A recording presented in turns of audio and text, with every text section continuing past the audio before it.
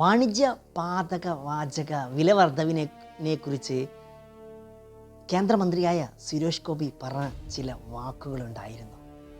അതേക്കുറിച്ച് ഈ ഒരു സാഹചര്യത്തിൽ അത് എത്രമാത്രം അതിൽ സത്യമുണ്ട് എന്നും അത് എത്രമാത്രം ഈ സാധാരണ മനുഷ്യരിൽ അത് യുക്തിപൂർണമാണ് എന്നുമാണ് നമുക്ക് പരിശോധിക്കാൻ പോകുന്നത്. പാചകവാതക സിലിണ്ടറിന് 19 kg 993 രൂപ ഒരൊറ്റയടിക്ക് വർദ്ധിപ്പിച്ച സമയത്ത് ഹോട്ടൽ ഉടമസ്ഥരും ചെറുകിട കച്ചവടക്കാരെയും ഇത് എങ്ങനെയായിരുന്നു ബാധിച്ചത് എന്ന് നിങ്ങൾ ചിന്തിച്ചു നോക്കിയിട്ടുണ്ടോ?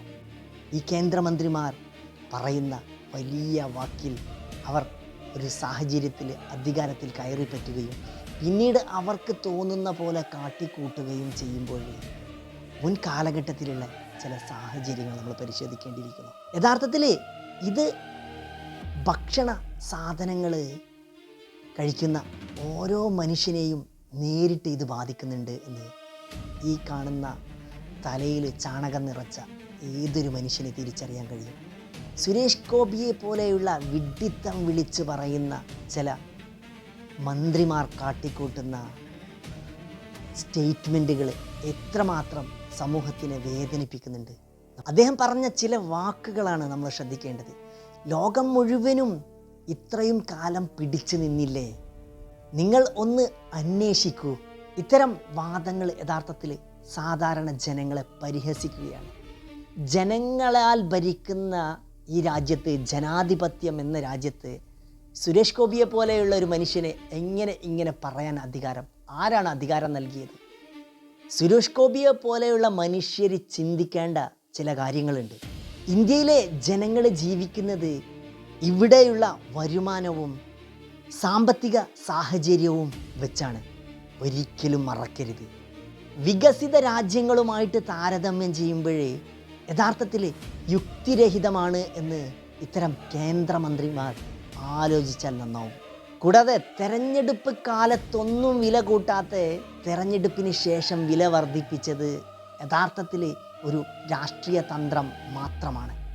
കഴിഞ്ഞ 4 മാസത്തിനിടയ്ക്ക് 1500 രൂപ വരെ പാചകവാതക സിലിണ്ടറിന് വർദ്ധിപ്പിച്ചു എന്നുള്ളത് യഥാർത്ഥ സത്യം തന്നെയാണ്.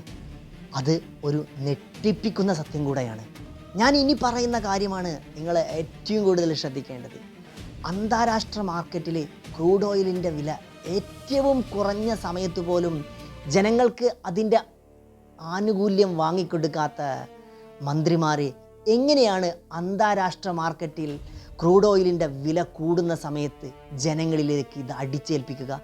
വില കൂടുമ്പോൾ മാത്രം ആഗോള സാഹചര്യം പറയുന്നത് യഥാർത്ഥത്തിൽ ഇതൊരു ഇരട്ടത്താപ്പ് മാത്രമാണ്.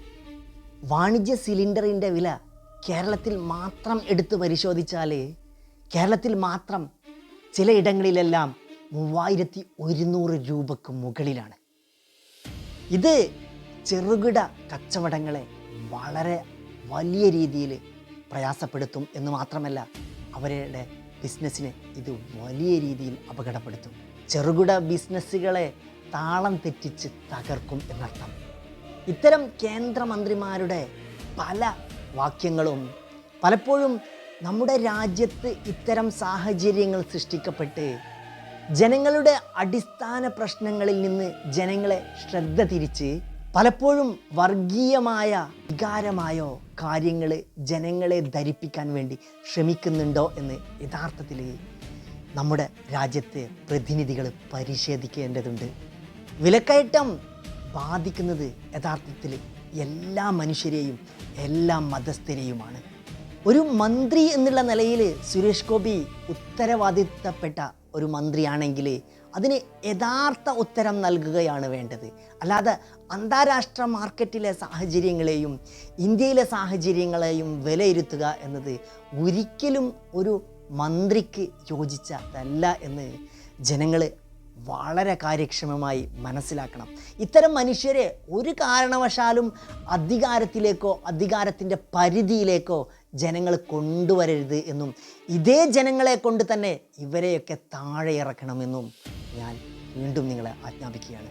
ലോകം മുഴുവനും അന്വേഷിക്കാൻ പറയുന്ന മന്ത്രിയോട് ഇന്ത്യയിലെ ഓരോ സാധാരണക്കാരൻ്റെ വീട്ടിലെയും അടുപ്പ് പുകയുന്നുണ്ടോ എന്നുകൂടെ അന്വേഷിക്കാൻ പറയണം.